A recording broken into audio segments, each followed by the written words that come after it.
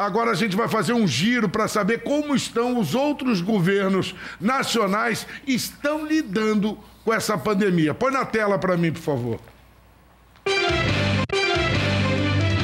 O presidente Donald Trump disse que os Estados Unidos consideram testar passageiros em voos internacionais e até restringir as viagens aéreas entre os dois países por causa da pandemia do coronavírus. Trump afirmou que os Estados Unidos já fizeram isso com a China e a Europa, áreas altamente infectadas, e que o Brasil está entrando nessa categoria de alto índice de infecções. Trump disse que seu governo trabalha num plano com as companhias aéreas para um futuro muito próximo. Na Espanha, o primeiro-ministro Pedro Sánchez assumiu a responsabilidade em primeira pessoa pelos erros cometidos no combate à pandemia. A Espanha tem o segundo maior número de casos, abaixo apenas dos Estados Unidos, e o governo tem sido criticado pela oposição por ter demorado para começar a testar e adquirir kits de teste com defeito. A noiva do primeiro-ministro Boris Johnson, Carrie Simons, de 32 anos, deu à luz a um bebê saudável no hospital de Londres no começo da manhã desta quarta-feira. Foi um pouco mais cedo do que se esperava, pois Carrie disse anteriormente que o bebê deveria chegar no início do verão. Ainda não se sabe se Boris Johnson, recuperado da Covid-19, vai tirar licença paternidade, já que o governo enfrenta a pior crise na saúde desde o surto de influenza em 1918. Será impossível sediar os Jogos Olímpicos de Tóquio no próximo ano, a menos que a pandemia de coronavírus esteja contida, disse hoje o primeiro-ministro japonês Shinzo Abe. O Comitê Olímpico Internacional e o governo japonês adiaram os Jogos no mês passado até julho de 2021 por causa do impacto do surto de coronavírus. A contagem nacional de infecções passa de 13 mil casos, com quase 400 mortos. A gente viu agora na matéria que o presidente dos Estados Unidos, Donald Trump, está pensando em banir os voos aqui do Brasil por acreditar que o nosso país está, abre aspas, praticamente em um surto de coronavírus. Sobre as relações entre Brasil e Estados Unidos e também as relações dos países com a China, por exemplo, a gente vai agora direto para a capital dos Estados Unidos, Washington, para conversar com o advogado e professor de Relações Internacionais, Fábio Floriano. Boa tarde, tudo bem, professor? Falo professor porque foi meu professor de inglês também. Tudo bom, Fábio? Seja bem-vindo. Tudo bem, como é que tá? Bom, aqui a gente está levando dentro do possível. Agora, os Estados Unidos, a situação é muito crítica, em especial a região de Nova York. Mas aí em Washington, como é que está a situação? As medidas de restrição são as mesmas de Nova York? Enfim, como é que está o panorama aí, Fábio? Mais uma vez, seja bem-vindo. Obrigado. Bom, o panorama em Washington é muito menos pior do que Nova York. As aulas foram suspensas em 15 ou 16 de março. Em 17 de março, o organismo no qual eu trabalho suspendeu a presença física dos funcionários. Nós passamos, então, a trabalhar em regime de teletrabalho. Na semana seguinte, nós começamos já a ter recomendações de distanciamento social emitidas pelo governo do Distrito de Colômbia. E hoje nós já estamos em uma situação na qual todos os serviços não essenciais se encontram fechados até segunda ordem. Não há ainda uma previsão de abertura. As aulas nos colégios públicos estão todas suspensas até o final do ano letivo, que aconteceria no final de junho. Elas foram antecipadas, o final do ano letivo foi antecipado para o fim do mês de maio e não haverá mais aula presencial. E aguardamos então para ver como que isso vai se desenvolver daqui para frente, não é? Sei de universidades um pouco mais ao nordeste dos Estados Unidos, mais próximas de Nova York, que falam inclusive em já ter o semestre seguinte, o segundo semestre desse ano, à distância. Vão ter aulas remotas. A instrução para todos os alunos é que não retornem ao campus, que não retornem às residências universitárias e permaneçam nos seus locais de origem. Perfeito. Exceto em casos absolutamente imprescindíveis. Doutor Fábio, é o professor Paulo Bogado, privilégio. Vamos falar um pouquinho de relações internacionais. Nós sabemos que o nosso presidente Jair Bolsonaro tem uma admiração pelo Trump, né? Pelo presidente Trump. Essa relação, nesse momento de pandemia, ela está sendo recíproca, até porque ontem o Trump anunciou que provavelmente irá fechar os voos que saem do Brasil para os Estados Unidos. Sim, infelizmente para o Brasil essa relação nunca foi recíproca, ela não vem sendo recíproca, continua sem ser recíproca. Basta lembrar o episódio do I love you, good to see you again, né? O eu te amo, dito pelo Bolsonaro ao Trump, e o Trump responder bom te ver de novo. Não há nenhum tipo de tratamento especial preferencial. Eu acho que o Trump está vocalizando uma preocupação voltada para o cenário interno dos Estados Unidos, que vai enfrentar um processo eleitoral em breve, e ele não quer ver o número de casos subir. E o número de casos no Brasil atualmente é muito preocupante, e diferente de todos os outros países, o Financial Times de Londres vem mantendo um gráfico atualizado de médias de mortes diárias. O Brasil é o único caso que após o 30º e 40º, entre o 30º e 40º dia, a curva do gráfico continua subindo. Por esse nível, nós devemos ultrapassar o segundo colocado na próxima semana, a se manter esse volume, e devemos, antes do final do mês de maio, ser o primeiro país no número de casos de Covid-19. Eu não vejo nenhuma reciprocidade. Eu vi que o Mike Pompeo, o chanceler dos Estados Unidos, deu uma declaração no sentido de tentar amenizar as declarações do presidente Trump no dia de ontem.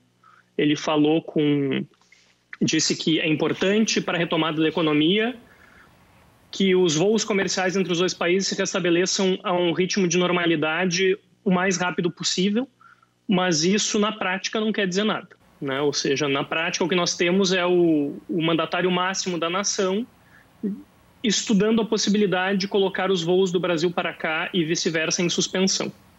Professor, agora falando da relação entre Estados Unidos e China, pouco antes da pandemia a gente vivia um clima de guerra comercial entre Estados Unidos e China. Há pouco o presidente Trump novamente insinuou que a China foi obscura em números e não repassou para o mundo o que estava acontecendo no início da pandemia. Como é que a gente pode imaginar agora essa relação Estados Unidos e China a partir da pandemia? Me parece que a manobra retórica do Trump, que é repetida pelo Eduardo Bolsonaro, pelo deputado filho do presidente e pelo ministro da Educação do Brasil, vão no mesmo sentido, de procurar se livrar de um problema do qual eles fizeram pouco caso no início e transferir a culpa, fazendo cálculos eleitorais, porque nós temos eleições municipais no Brasil e temos agora, no próximo período, eleições nacionais nos Estados Unidos, transferir a culpa a esse inimigo externo que seria a China. Em que pese pareça ter havido uma subnotificação da China no início, nós podemos vislumbrar também de que a China é o país que vem conseguindo, com um alto grau de sucesso, conter a expansão do vírus, né? Eles já apresentam uma curva descendente, já estão em processo de abertura controlada. Eu não sei como as relações vão se desenvolver na medida em que essa retórica eleitoral tome conta dos pronunciamentos públicos. Em um aspecto mais pragmático, o Trump vem comprando tudo da China, né? Ou seja, vem inclusive cometendo atos que a Alemanha chamou de atos de pirataria moderna, ao interceptar e bloquear cargas destinadas a outros países que passaram pelos Estados Unidos, ou realizar compras a estilo leilão de mercadorias prestes a embarcar, dizendo não, nós pagamos muito mais, cancele com aquele fornecedor que nós estamos comprando esse equipamento. Ao passo que o Brasil, que mantém desde 93 ou 94, um acordo de parceria estratégica com a China, vem sendo preterido justamente em virtude dessas declarações belicosas que vem tomando em relação ao país asiático.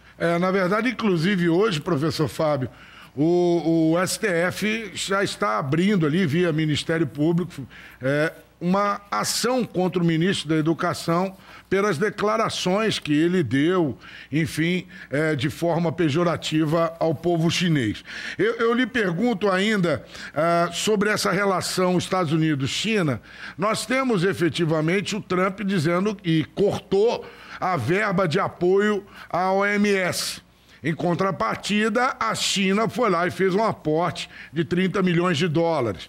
Essa relação Estados Unidos-China, OMS, né, porque o Trump acusa a China de ter escondido esse vírus durante muito tempo, por isso a reação tão grandiosa como a gente está vendo em todo o planeta. Essa relação ainda vai ter mais desgaste, como você mesmo falou agora, o Trump está tomando as mercadorias nos portos que eram para clientes que a China vendeu, ele está tomando. Essa relação tende a cada vez piorar mais, mesmo tendo os Estados Unidos uma dependência de produtos chineses? Professor, eu imagino que, falando da retórica pública, sim, porque o período eleitoral nos Estados Unidos faz com que o Trump precise de um inimigo externo para tentar unificar o país por trás da candidatura dele. Ele vem utilizando de 2 inimigos nesse momento. Um é a China, que nós vemos todo esse episódio recente de guerra comercial, e o outro é o Irã, que aí nós estamos falando de uma escalada militar com possibilidade de deflagrar uma guerra real. Ele vem alternando entre esses 2. Mas a verdade é que governantes como o Trump e o Bolsonaro, que desde o princípio fizeram pouco caso do processo científico, da ciência e dessa pandemia, eles agora buscam alguém em quem lançar a culpa pelos erros que cometeram. Não é à toa que nos Estados Unidos, como no Brasil, a resposta à pandemia vem muito mais em níveis estaduais e municipais do que em nível federal. Não é? Ou seja, ontem mesmo nós tivemos uma declaração do Trump estimulando as escolas a abrirem no futuro muito próximo e sempre dando declarações no sentido de que é preciso abrir, é preciso voltar à normalidade o mais rápido possível, com pouco apreço pelas consequências que isso traz em relação ao vírus. Então, se por um lado eles não tomam medidas para fazer com que se reduza a curva de propagação do vírus, ou se tomam medidas ineficientes ou pouco efetivas, por outro, eles precisam de alguém para culpar quando esse plano deles começa a dar errado. Professor... Então, eles vêm fazendo esse jogo duplo, não é? E isso daí vem causando, então, um impacto muito negativo, fazendo com que as medidas sejam dispersas ao invés de centralizadas e coordenadas.